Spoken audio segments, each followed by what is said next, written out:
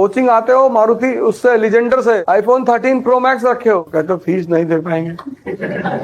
इलाहाबाद में तुम चले आओ, और क्यों कोचिंग अच्छी नहीं है? उसकी एक वजह और भी है, रंगदारी। लड़के पहुंच जाते हैं जो कोचिंग में 100 लड़के आगे खबर मिल जाएगी, वहां लड़का आएगा, पैसा भी देगा, आशीर्वाद भी देगा, किडनी बेच के देगा। इस किताब को आधार बनाकर इस देश में इतनी बुरी तरह से जातिवाद का जहर फैलाया जाता है, लेकिन योग्यता किसी की बपौती तो है नहीं। एक से एक राजपूत है, गोली चली, चारपाई के नीचे पहुंच गए, कोई नहीं बचा सकता था भगत सिंह को। इस देश के पूंजीपतियों ने लटकाया उस आदमी को। दाऊद इब्राहिम मिल जाए तो हम उसके एक पैर पे पैर रख को खींच दे। हिंदुस्तान में किसी से दुश्मनी करनी, उसको पैसा उधार दे दो। इलाहाबाद में तुम चले आओ, वहां क्यों कोचिंग अच्छी नहीं? उसकी एक वजह और भी है, रंगदारी। लड़के पहुंच जाते हैं जो कोचिंग में 100 लड़के आगे खबर मिल जाएगी, कोचिंग में 100 लड़के बैठ रहे हैं, अच्छा आ जाएंगे, बजरंग अष्टमी है परसों, चंदा दे दो। तुमने 1100 निकाल के, 1100 थोड़ी 1,51,000 रख दिया था, और तुमने बजरंग अष्टमी का पैसा दिया, फिर सरस्वती पूजा वाला भी आएगा।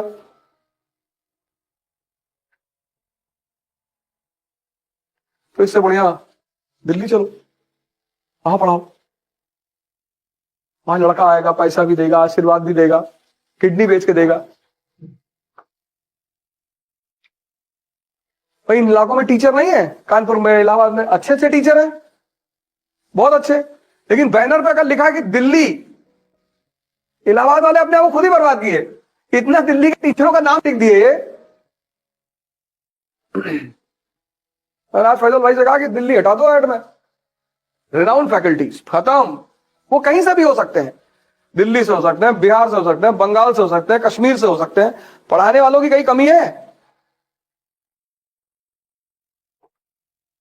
बैनर में दिल्ली शब्द हटा दो। तो लड़कों ने सोचा जब दिल्ली के ही टीचर आ रहे हैं और महीने में 5 ही दिन रह पाएंगे, 6 महीने में 10 दिन, तो दिल्ली ही चलो। तो सारी भीड़ दिल्ली भाग गई, इलाहाबाद वाले बर्बाद हो गए।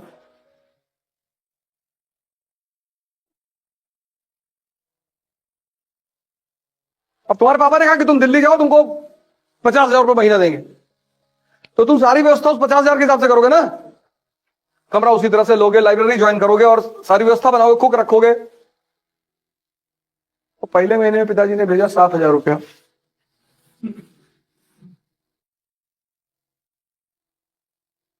तुम तो गए।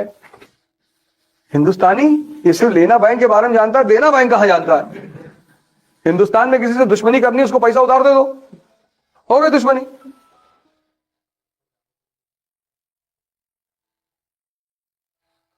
तुम्हारे यहां जब लोग पैसा मांगने आते हैं तो देखो कैसे मांगते, रो के, पैर पकड़ के, भैया 10 अक्टूबर को इस दे देंगे। तो जब 10 अक्टूबर का है तो साल भी पूछ लिया करो, बाद में तुमसे कहें तो 10 अक्टूबर 2032 कहे थे ना, साल पूछ लिया करो। और पैसा दिया करो तो भूल जाया करो, या तो दो ही मत। बंदा अपना ही फोन उठा के तुमसे बोलेगा this network is out of coverage area, और अगर सड़क पे तुमसे मिल गया तो तुमसे अकड़ जाएगा कि भागे जा रहे क्या तुम्हारा पैसा लेके। कोचिंग आते हो मारुति उससे लीजेंडर से, फॉर्च्यूनर, आईफोन 13 प्रो मैक्स रखे हो, और कहते हो फीस नहीं दे पाएंगे।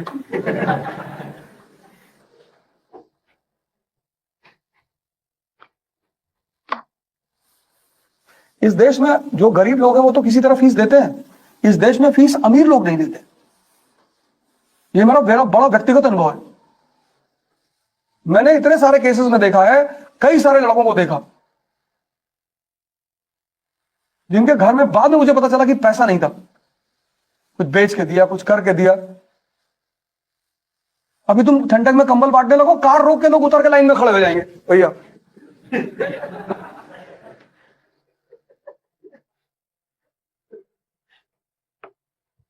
यहां तुम जहर बाहर लगा लो काउंटर पे, फ्री में जहर खरीदे, 10-20 लोग आके ले ही लेंगे, दे दो भैया, पता नहीं काम ही लग जाएगा कभी।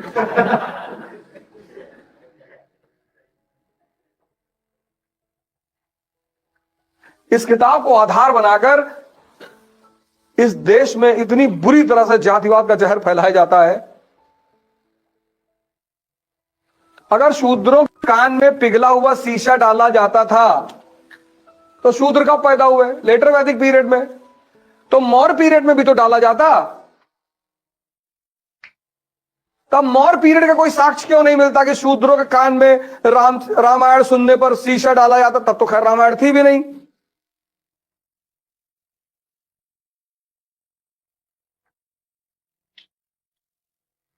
तब भी तो डाला जाता। और जब चाणक्य को राजा ही बनाना था तो किसी ब्राह्मण को उठा के बना देता। लेकिन योग्यता किसी की बपौती तो है नहीं। सारे ब्राह्मण चाणक्य हैं और ना सारे राजपूत राणा सांगा है। एक से एक राजपूत है, गोली चली, चारपाई के नीचे पहुंच गए। सारे राजपूत राणा प्रताप है। कल वो रील वाली वीडियो पे मैं सुन रहा था, एक क्षत्रिय महासम्मेलन में साहब बोल रहे थे, हे बलिदान दिया हमने, दो दो मन जनेऊ औरंगजेब डेली गिनता था। अब इस देश में तुम ये बोल सकते हो क्योंकि 91 के बाद 90% लोगों ने या तो मेडिकल के पढ़ा या इंजीनियरिंग, हिस्ट्री तो पढ़ी नहीं। अब ऐसी लॉबी को तुम हिस्ट्री के नाम पे कुछ भी बता सकते हो। औरंगजेब ने वो वाला वीडियो मुझे दिखाई पड़ा दृष्टि वाला, तो तुमने वो सेव किया मैंने, तो तुम बता रहे ना 3000 औरतों को नंगे रखा हुआ था। अरे अकबर कोई पोर्नोग्राफी का डायरेक्टर थोड़ी था ना। उसने पूछा, बड़ा अच्छा था। एक्चुअली किताबें जो लिखी जाती हैं वो कई हिस्ट्री में दो तरह की किताबें लिखी जाती, एक आम आदमी के लिए लिखी जाती और एक एरिस्टोक्रेसी के लिए लिखी जाती। वो जो आम आदमी वाली किताबें होती है ना, वो किसी खास पब्लिकेशन की नहीं होती, उसमें यही सब कहानी होती है। नाथूराम गोडसे को मारना ही था, जिन्ना को मार दिया होता, जिन्ना को मार देता भगवान बन जाता कंट्री में, क्योंकि जिन्ना के बाद दूसरा कोई मुस्लिम लीडर उस मूवमेंट को चलाने वाला था ही नहीं। पाकिस्तान बनता ही नहीं। वो सुबह नहीं, वो भगत सिंह को गांधी जी की वजह से लटकाया गया ना, मारेंगे ना। भगत सिंह को गांधी जी की वजह से लटकाया गया, प्रोटेस्ट किया, लेटर लिखा अरविंद गांधी जी, कोई नहीं बचा सकता था भगत सिंह को। इस देश के पूंजीपतियों ने लटकाया उस आदमी को। 1927 विक्की पुरुषोत्तम दास ठाकुर,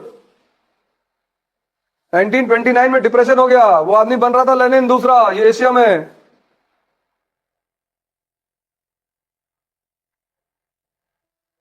गांधी को गाली दे दो, वो जिंदा हो तो भी तुम्हें कुछ ना बोले कि बेटा दो और दे दो।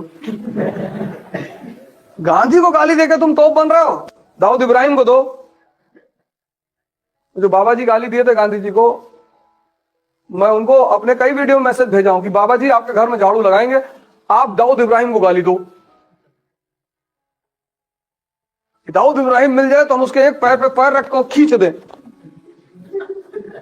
गांधी जी को गाली देना, वो नहीं है तो खैर कोई खतरा ही नहीं, वो होते तो भी कुछ नहीं कहते, गाना गाने लगते, ईश्वर अल्लाह तेरे नाम, इसको बुद्धि दे भगवान।